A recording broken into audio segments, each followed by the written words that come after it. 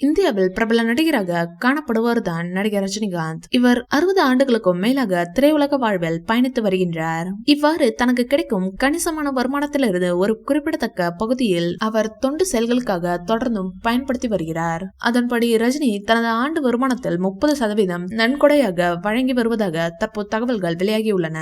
அவர் ஆண்டுக்கு 25 முதல் 30 கோடி ரூபாய் பணத்தை தொண்டு செயல்களுக்கு பயன்படுத்துகின்றார். பல தன்னார்வ தொண்டு நிறுவனங்களுடன் இணைந்து கொண்டுள்ள ரஜினி சில தொண்டு நிறுவனங்களை அவரே நடத்தி வருகின்றாராம். அதில் ஒன்று ரெயின்போ குழந்தைகள் மருத்துவமனையுடன் இணைக்கப்பட்டுள்ளது.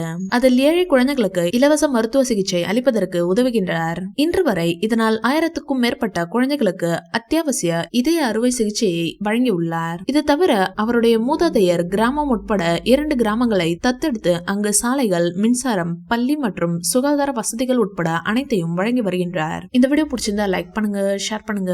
மேலும் ரஜினி சார் பற்றிய தகவல்களுக்கு இந்த சேனலை சப்ஸ்கிரைப் பண்ணுங்க.